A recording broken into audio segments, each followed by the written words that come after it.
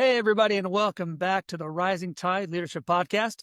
Today, I'm honored to have on Mark Reich, Senior Coach and Chief Engineer of Strategy at the Lean Enterprise Institute. Mark brings over 3 decades of experience, most notably 23 years at Toyota, including 6 years embedded in Japan's overseas planning division during the pivotal introduction of Lexus. He then led Toyota's strategic development efforts in North America via Hoshin Kanri. Did I say that right, Mark? Hoshin Sure Kanri? did. You got it perfect. Hoshin Kanri, before joining LEI in 2011. Fluent in Japanese, author of Managing on Purpose, and coach to leaders across industries like GE Appliances, Freeman Michigan Medicine, and more, Mark is here to explore how leadership, relationships, and systems work. Mark, welcome to the show. It's great to be here. Thank you for having me. Before we get started with my questions, I'd love to hear just a little bit about your journey over the years. How did you get to where you are today? Okay, sure. Maybe just to take a couple of minutes. And you introduced me a little bit, so I won't go into too much depth. I think I've learned over the course of my life that life is, I think it's a combination of opportunities you make and things you stumble upon. So I graduated from college in the East when the economy was tanking. Japan was booming, and decided if I wanted to make a good career, I should probably might be interesting to go there. So I never been overseas, and I traveled to Japan, and I ended up in a graduate study program for Japanese. When I graduated from that, I asked my professor if there were any Japanese companies that hired, and he said, "Well, sometimes we get calls from them." And he called his secretary and said, "Actually, Toyota just called us this morning." I really didn't know anything about Toyota. I didn't know Toyota was the best company in Japan, but I ended up getting hired in Japan there. And as you mentioned, I worked in the product planning group. Our responsibility during the time when Lexus was introduced, but also after that, but we were really responsible for determining what cars would and what specification of cars would go to all the overseas markets for Toyota, and working closely with the chief engineers. I eventually got transferred back to the US, and I worked for another interesting group called the Toyota Supplier Support Center. That was a group that Toyota set up to share the Toyota production system, sometimes referred to as Lean. We refer to it as that, with the world. And initially, they did that for no cost. So imagine a company that shares their most precious know-how with anyone who wants it for nothing. Wow. So I got a chance to work with a lot of organizations to help with that. And then I moved to as an executive responsible for the strategic function, corporate planning function in North America for Toyota. Methodology, as you mentioned the name, it's a good introduction maybe to my book and our topic today. Toyota uses something called Hoshin Kanri, which is somewhat known in this community among those that know it. But Hoshin Kanri translated is basically how you determining the direction and managing that of your organization. So I got the chance to lead that for about 6 years. Eventually, I left Toyota and I came to the Lean Enterprise Institute, where I was COO for a while, and now am what you said, the chief engineer of strategy. Over the course of this past year and a half, based on a lot of experience that I've had with different organizations in different industries, I decided I should probably write a book about Hoshin Kanri, about some people refer to it in English as strategy deployment, and that's what the purpose of this book is, Managing on Purpose. Well, I have to admit, this was one of the most exciting interviews I've been looking towards because I love Toyota. My very first truck was a 1978 Toyota pickup truck. Do you remember when trucks were small enough to actually get in without having to jump up on a step? That was my first experience. And so that truck was older than me. And my dad told me one time, "I've had this truck longer than you, and it means more to me than you do. So make sure you act accordingly." Mark, your foundational years were at Toyota, and you span from roles from, as you said, the product planning in Japan all the way to the strategy and coaching in North America. What pivotal leadership lessons did Toyota impart, both leading and also being mentored? Yeah, just a note on that truck that you had. That was the days when actually Toyota just called it the Toyota truck. It didn't even have a name. Now it's called the Tacoma. But originally it just was called the Toyota truck. The leadership lessons really started the day I walked in the door. I went through a series of interviews. I ended up getting hired.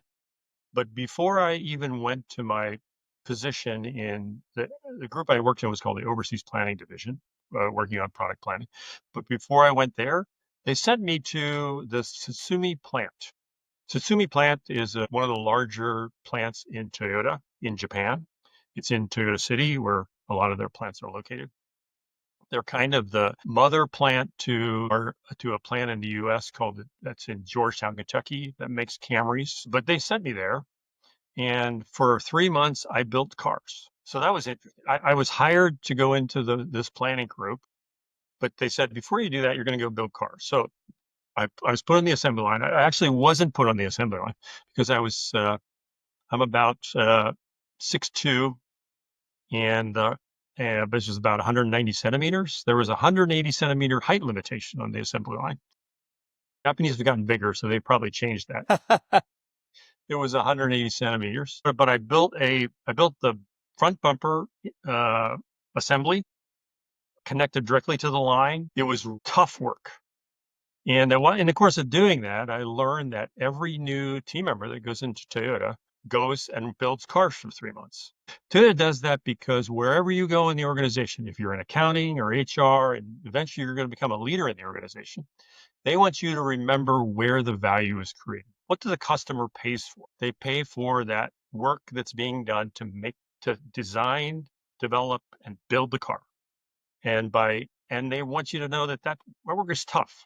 So the next 23 years I worked in Toyota, I always remembered that that's who I'm working for.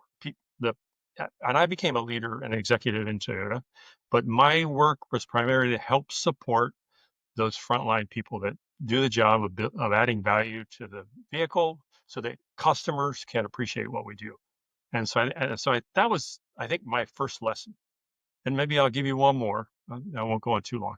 But another leadership lesson I learned is once I finally got to the office, I was assigned a mentor. And my mentor was a guy who'd been in the company 6 years or so. He was on his way to being like a manager pretty soon. But he pretty much coached me through my entire first couple of years into it and helped support me and all the work that I did, learning my job, solving problems in the work. And one of the first things I did in terms of solving problems is I was given a problem to solve. Everybody that comes into Toyota, that's how you learn the job. You solve a problem. And we used a format in Toyota called the A3, which is it's kind of just a paper size, but we used to kind of summarize that problem. And it was a brutal experience. I probably revised that paper 11 or 12 times. I took it to my manager, and he asked me when I presented it to him, what did I think of this process? And I said, it was one of the most frustrating processes in my life. And I said, I feel like I've added no value. And he said to me, you're right, which is kind of shocking. I thought, the company, we were known for like adding value. But he said, but I want you to remember your first 3 years in Toyota are for learning. And this is a learning process for you. So I've kind of held that closely to me as a leader in an organization. If you're bringing someone in, how are you like opening the door for their learning? How are you preparing them to learn? And how do you ensure that that learning can happen like kind of I would say in a organic way and in a structured way. So I don't know. For me, that I could go on. We can talk more about my book and leadership dimensions, but I mean those were some pretty big impactful things when I started into it. Yeah, that's really interesting. Your time in Japan, the A3 process, coaching versus directive style. How did 6 years working with chief engineers in Japan shape your view of building leadership systems? Well, it's an interesting dynamic. Those that might be familiar with the chief engineer system in Toyota, some may not, but basically just a bit of a description. When a new vehicle redesign is determined in Toyota, and some of those are brand new vehicles. It might be a new badge, brand new car, or it might just be a major change of a current vehicle. They assign a chief engineer to that to manage the project from the point of like inception in terms of the original thinking and design thinking of the vehicle, all the way through the point where the car goes on sale. In fact, the chief engineer is one of the primary people that goes out and kind of like speaks to the public and the press about the vehicle. So it's a pretty unique function in Toyota because they wear, to some extent, a cross-functional hat. They're given the primary responsibility to ensure that the vehicle gets that the customers want. And, they get a lot of input from various groups, like my group gave them a lot of input on what specifications, what overseas markets they're looking for, what the customers want, and what the company wants. And company wants meaning you have to produce a vehicle that makes money for the company to survive. You can't have cars that lose money all the time. So it's kind of balancing that. Those two things are really tough. If the chief engineer tends to bridge those two dynamics by kind of being given authority to make decisions on the vehicle that help the company, but also ensure that the customer is happy too. And that sometimes, different players in that dynamic, different silos in an organization, like marketing is going to be totally focused on what the customer wants. Production might well focus more on what makes the job easier for the team member who's producing the car. And the chief engineer kind of acts as that gatekeeper, so to speak. And so in that sense, his skills are pretty important and unique in that he has to work across functions and build like alignment and collaboration across the organization. It relates a lot to what I'm talking about in my book, actually. But it's a really important role from that respect. Let's talk a little bit more about purpose-driven strategy. Your work around Hoshin Kanri, Toyota's strategic planning process, has become a core theme in your book, Managing on Purpose. So, for those unfamiliar, how does Hoshin differ from typical strategy planning? Well, let me read you the definition that's in the book, because people may not be so familiar with what it is. I define in the book as the definition that I learned in Toyota. It's not an original definition of mine, but it basically as management system for strategy that defines midterm and long-term direction, which is objectives and targets, and annually builds alignment vertically and horizontally to the direction, manages the annual execution to that direction, and develops the capability of people throughout the organization. So I know that's a little bit of a mouthful, but that's what I learned it to be in Toyota. And when I left Toyota, I got a lot of people had heard I'd done this work in Toyota, and they asked me to come see their organizations. And what I saw, so I can't speak to what strategy kind of should be. Mostly, I actually define strategy in my book too, as specific decisions and determining the actions that position an organization to achieve an overarching goal and competitive advantage. So I think that's pretty high level. Whereas you heard Hoshin Kanri is a lot more, I think, practical and in its thinking. So I went out to when I would go out to organizations and see them when I was asked, mostly what I saw was some form perhaps of a vision statement. A lot of times it was in the computer, or at best it was kind of hung on the wall, but no way for an organization to kind of determine how to achieve that. And what was really my experience in Toyota taught me that you need like a practical way to take that long term, those goal strategy, vision, and where you want to be in the marketplace, and actually break it down within the organization to define specific objectives you want to achieve, concrete activities that are going to support those objectives, and build a mechanism. In the book, I introduced something called PDCA. I mean, it's well known in our community, a plan, do, check, act, to ensure that you're accomplishing it. I'd love to talk about daily management and systems and people intersecting. Let's bridge that strategy to daily work. You emphasize the role of daily management in connecting strategy to frontline action.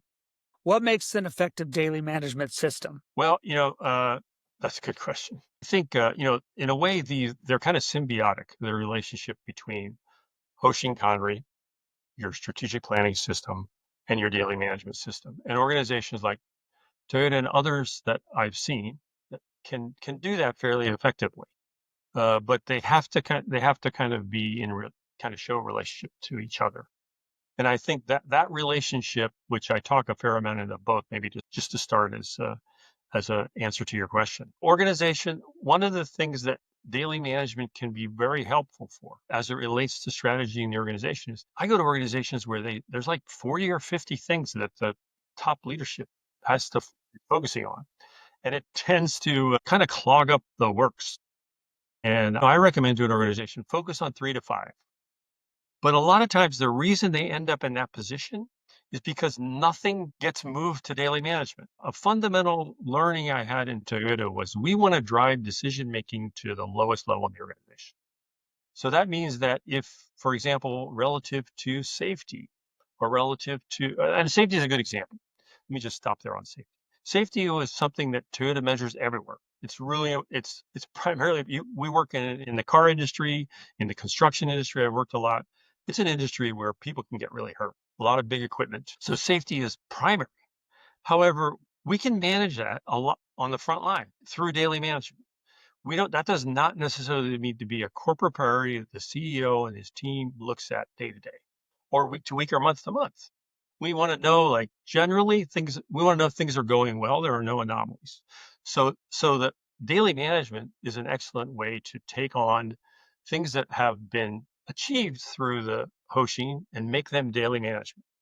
I'll give you an example of, like the Toyota Prius. When it came out in way back in '97, it was a revolutionary vehicle, hybrid vehicle that combined electric and gas. Now I mean, you can find a hybrid vehicle in most any Toyota car. So it's a daily management issue. It's no longer a priority. Back in '97, it was a Hoshin priority. So that's one way that daily management and Hoshin Kanri intersect. The other way is that sometimes, daily management is meant to ensure that you are, and I'll just use my kind of orthodox definition is, are you ahead or behind, minute by minute, day by day, hour by hour, day by day? I mean, in data, we know like down to this minute whether we're ahead or behind, how well we're doing, and that means, if you're looking daily, you want to know like, is productivity good? Are your costs okay? Safety. You have measurable items that you measure day to day that you monitor through a daily management system, being some kind of organizational reviews at each level in the organization to see how you're doing. And so a daily management system has those structural kind of KPIs in place that measures day to day your effectiveness of the business at each level in the organization and reviews that and then takes corrective action quickly. I was interviewing someone myself the other day and they said, organizations tend to focus on problems only when they get big. And that's the antithetical to the daily management system. We want to focus on a problem today that happened today while it's still little.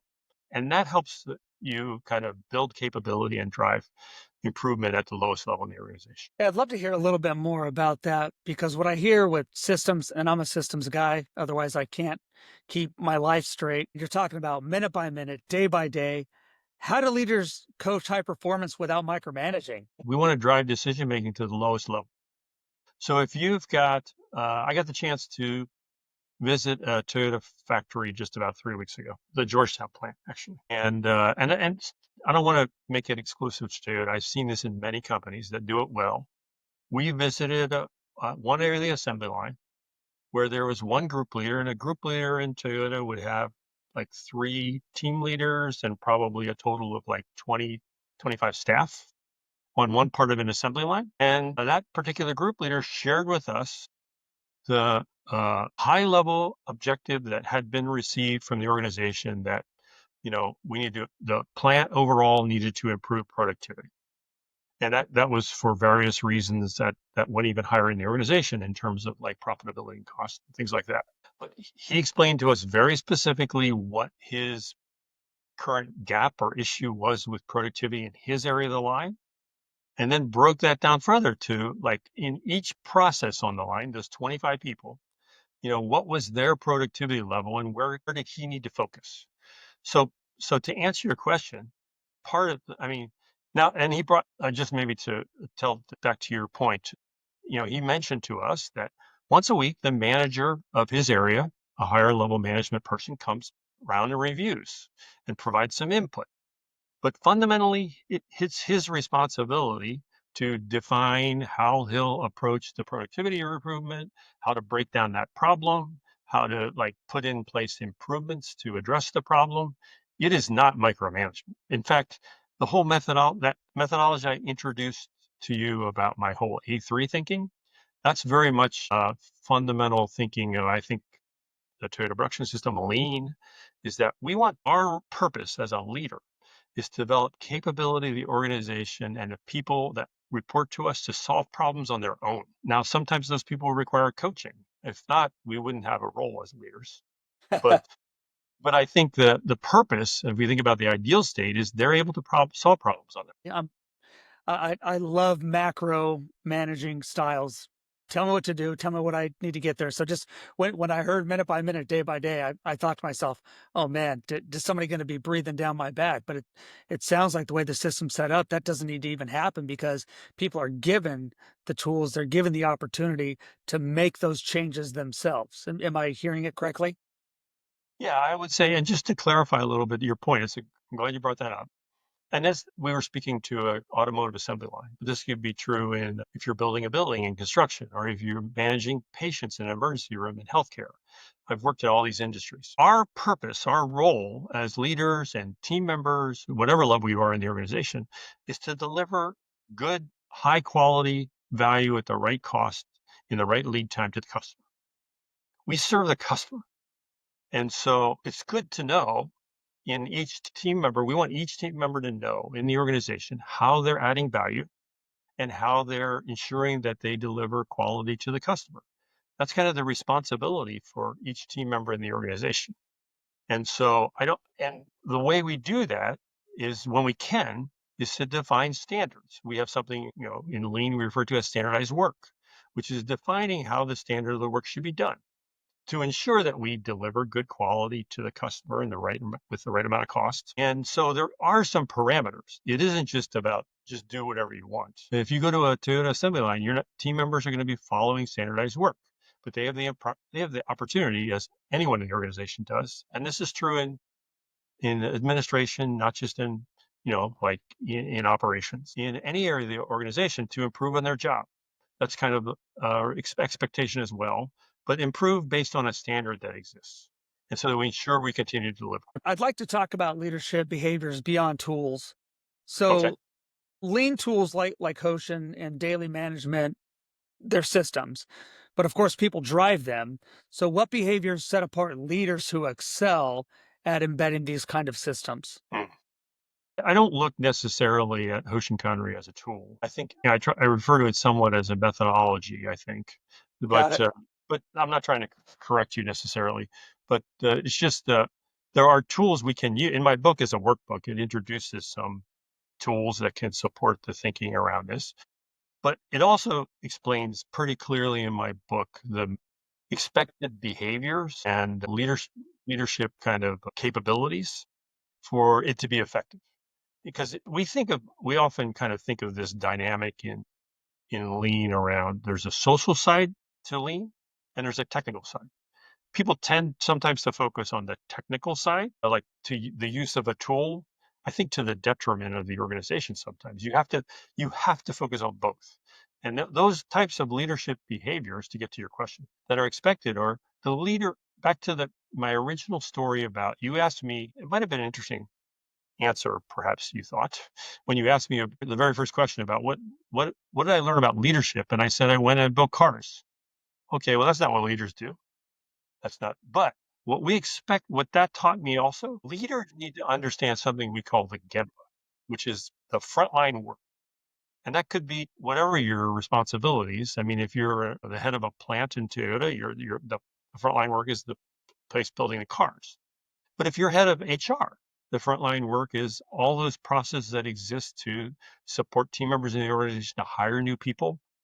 Leaders have to know the content of that work. That doesn't mean they need to, just to be clear to your question earlier, we don't need them in the middle of work. That can cause confusion, but they need to know when support is required, and they need to be able to have the capability to step in and provide that support. And I think without knowing the struggles of the front line and what those things are, they can't do that. So leaders have to be out in the field, like learning that. They're also responsible for creating an environment of the organization and a culture that allows problems to surface. A leader intuitive says, well, why the hell did that problem occur?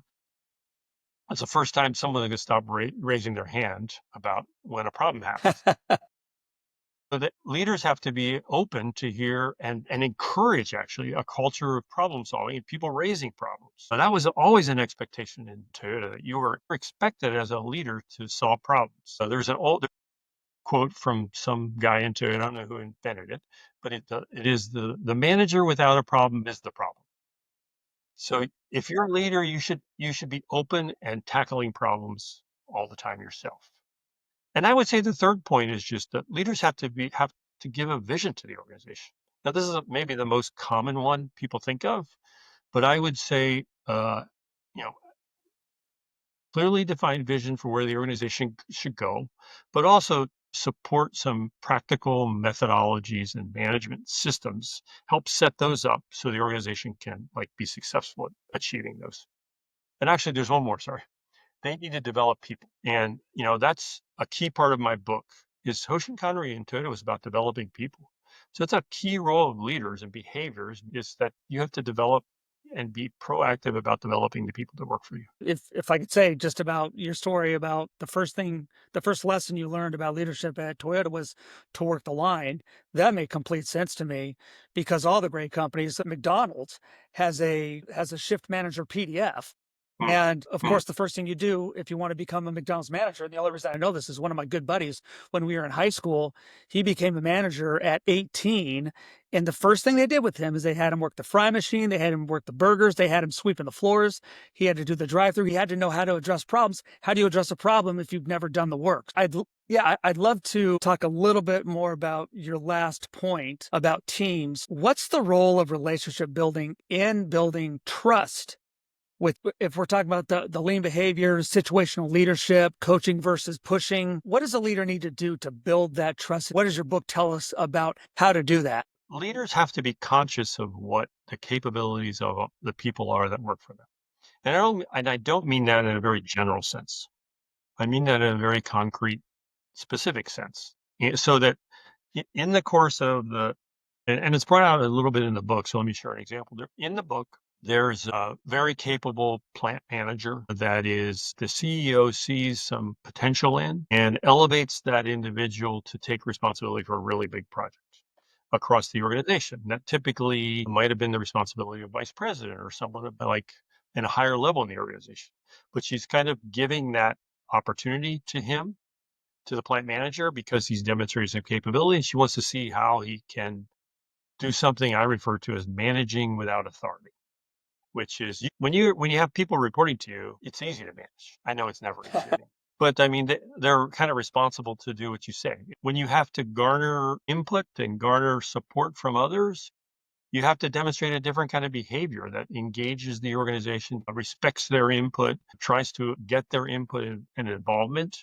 And so the plant manager steps into this new role and has really not had a lot of exposure across the organization for those kind of like behaviors. And he stumbles for a little bit in the book. He doesn't engage the right people he's supposed to. He's not proactive about getting input from others. And the CEO keeps an eye on that because the CEO in the book recognizes that he's not that she's put him in this position knowing he has certain areas of capability that need developed. And so in those situations, she steps in and coaches him but she puts him in situations where she can observe and see and then be able to coach him after. So I think the really important and dynamic, and I would say there's even an important strategy around how you consider what current capabilities are of the people that work for you and how you go about planning the development of people. One of the things that kind of is well known in a little bit in the lean world is we call the plan for every part. It's when you're trying to source parts, recently you've had logistics and supply issues happening in the world. You put in place a plan that tracks where every part is. We can also put in place a plan for every person, and Hmm. that is detailed plan for each individual's development. And that's not the responsibility of HR. HR can help with some systems to support that, but the leaders have to take responsibilities. You've got it Hoshin and lean across healthcare, nonprofits, education, and more. So, how do you adapt this leadership and systems thinking to diverse contexts? What can leaders do to implement this wherever they're at? I have had the chance to apply this in manufacturing companies, large and small, construction, companies and healthcare. I'm in the middle of working. Actually, this morning I was working on a pretty well-known healthcare organization here in Ohio. But I think the primary thing that is common is there is a leadership structure that currently exists in place, and so in some respects you have to rethink that leadership structure in terms of what are the leader behaviors expected. How do we go about defining and aligning to objectives of the organization? How do we go about then clarifying how we put in place a good plan to execute on those objectives? And then how as a leader you follow up and ensure those are we're executing the plan. So to some extent, I don't want to equate it too much. It's kind of like the assembly line. You think of it like assembly line for a year. We want to know how we're doing relative to what we've put in place on a monthly basis, and are we doing well or not doing well? And so one of the things I introduced in the book is something called an obeya, which is like a large room where the organization come together and review the progress of their Hoshin over the course of the year and see we ahead or behind what we planned. If we're behind, why are we behind? And then how do we catch up? I hope I answered your question. If I can ask a follow up on that, what about for an organization that hits a plateau after the initial lean adoption? What sustains momentum for the long term? Hoshin Kanri is a methodology that helps you sustain. You think of lean. What organizations sometimes struggle with relative to lean is it's looked at as a kind of an operations thing to be done. And if you're in a manufacturing company, it's looked at something like that the production plant does. If you're in a construction company, it might be looked at as something that a construction site might do.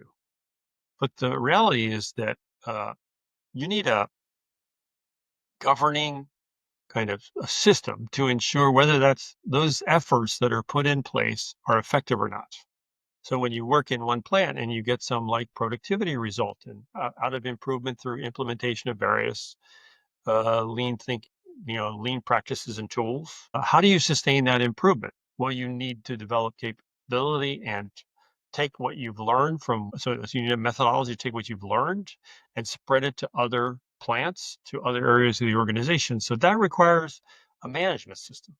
It also requires understanding at the higher levels in the organization of what it all means and why it's not just tools. Sometimes this thinking can be relegated to a specialized group in the organization, like what's often called the OPEX group. And I think that that's a problem. The leaders in the organization have to own this. And for that purpose, they have to learn the thinking way and practice it themselves. And so in support of that, because they're busy people, you need a management system. And so setting up and managing a system like Hoshin Kanri can help the organization sustain. It, I think, creates good sustainability across organizations. And I would say the organizations where I've applied it that are also doing frontline improvement work find it much more sustainable. Mark, how does your book help organizations transition from maybe a one off cycle to continuous, purposeful management? The last part of the book, I talk about sustainability and long-term view. I might go against the grain here with some people. Organizations that only look at things on a quarterly basis are not going to sustain continuous. And particularly this methodology, this is what's being introduced. Hoshin Kanri is an annual improvement methodology. So if you think a cycle going through one cycle is a year, well, you're not going to get everything perfect in a year. And so the leaders in the organization have to recognize that in the first year, you're going to get some. I've worked with a lot of organizations and you'll get some business benefit. So leaders, I think, from that respect can see, but not everything might work perfectly, because you're going into this a little bit. Often organizations go into this without really knowing fully what their capabilities are. And so you're going to stumble that first year. You're not going to complete every project. But I think building a good plan, do, check, act cycle, which is we put in place a plan, we executed on that, and we confirmed how we're doing like month to month. But then we went back and checked and saw some of the things we planned weren't the right things. Some of the things, the way we planned them, uh, didn't make us successful. We didn't have necessarily all the capabilities we need or the resources required for a given initiative, or something in the middle of the year all of a sudden changed, the direction we needed to move, which actually happens in the book. And so I think building strong PDCA that through in the organization and through a very structured approach allows for sustainability. Mark, what would you tell young leaders or people who are just getting into leadership? What's an encouragement that you would tell them as they get ready to take the long journey as you have? Well, yeah, this is it's a good question. Thank you. I had to think about that for a moment. But I would say, and maybe this might sound a little bit too general, but I can be more specific if you want me to. The biggest lessons I've had in my career have been from where I have failed and haven't done well. And I think you'll find some leaders that will say that. But I think really reflecting on those areas where you have maybe I won't, and I don't want to just say fail. I'll say struggled significantly. Like the example I gave when we started our talk about having to rewrite my A3 12 times. That was at that point in time was a fairly miserable experience. But I look back on that and I learned so much from that experience on like perseverance, how to think on my own, how to solve problems on my own, and I had fortunately working in Toyota as long as I did, I got the chance to have those kind of like challenging experience a lot.